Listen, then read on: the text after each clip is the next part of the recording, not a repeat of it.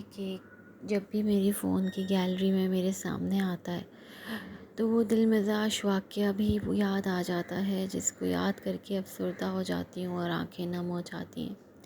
میں نے یہ کیک اپنی فیملی کی بچی کی مہندی کے لیے بنایا تھا۔ اس میں کیک میں صرف بٹر کریم ہی نہیں بلکہ میری دعائیں بھی شامل تھیں۔ بہت پیاری بچی تھی وہ، ہمیشہ عزت دینے والی، محبت سے بات کرنے والی، اور اس کی یاد ہمیشہ ہمارے دلوں میں رہے گی۔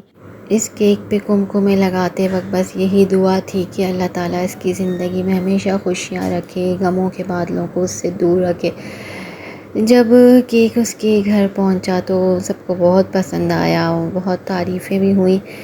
پھر آیا اس کی شادی کا دن، جس دن اس کی شادی تھی۔ ہم سب اس کی شادی میں گئے تھے۔ اس کی شادی بھی یادگار تھی کیونکہ وہ ایک ڈے ایونٹ تھا، اور ڈے ایونٹ بہت کم ہوتے ہیں۔ اس وقت ہو رہے تھے شادیوں میں ڈے ایونٹس، لیکن بہت کم ہوتے ہیں، اس لیے اس کی شادی کا ڈے ایونٹ یاد ہے۔ بہت پیاری لگ رہی تھی دلہن کے روپ میں، اور مجھے اس کی شکل ابھی بھی یاد ہے۔ اس کے ہاتھ میں ایک آئس کریم تھی اور وہ مزے سے کھا رہی تھی وہ آئس کریم، معصوم سی پیاری سی بچی۔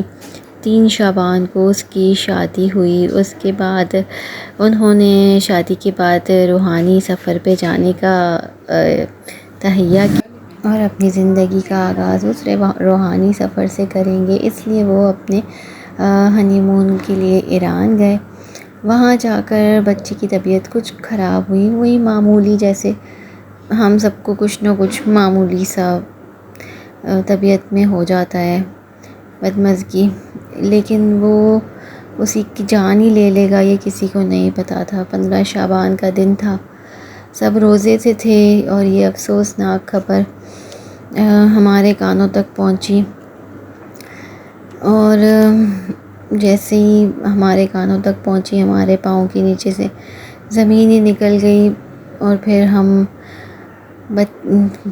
جتنا جلدی ہو سکتا تھا اتنا جلدی اس بچی کے گھر، امی کے گھر پہنچے۔ یہ بات کو یاد کرتے ہوئے اب بھی آنکھیں نم ہو جاتی ہیں کہ 20-21 سال کی نوجوان لڑکی یوں اچانک کیسے چلی گئی۔ میرے یہ وقت بہت مشکل تھا، سمجھ ہی نہیں آ رہا تھا کہ اس کی امی کو کیسے دلاسا دیں۔ خیر، اس کے ماں باپ بہت ہی ہیوی ہارٹڈلی پہنچے ایران۔ اپنی بیٹی کی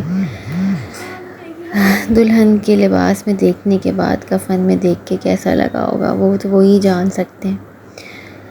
اپنی بیٹی کو اپنے رب کے پاس آخری سفر پہ روانہ کیا، اور بس پھر جو ہے ان کے کیا دلوں پر گزری آج تک ظاہر ہے۔ ہمیں یاد کر کے اتنا دکھ ہوتا ہے تو ان ماں باپ پہ کیا گزری ہوگی۔ بس اللہ تعالیٰ سے دعا ہے کہ اللہ تعالیٰ اس کے ماں باپ کو صبر دے، اس کو بہترین جوار میں جگہ دے، اور جہاں وہ ہے وہ بہت اچھی جگہ پر ہے۔ بس اللہ تعالیٰ اس کے تمام گناہوں کو معاف کرے۔ اور لائف از ویری انپریڈکٹیبل، اس لیے کوئی بھی حساب کتاب نہ رکھیں، پچھلے اگلے سب کو معاف کریں، اور زندگی کو پائیدار نہ سمجھیں، کیونکہ زندگی ایسے ہی ہاتھوں سے پھسل جاتی ہے۔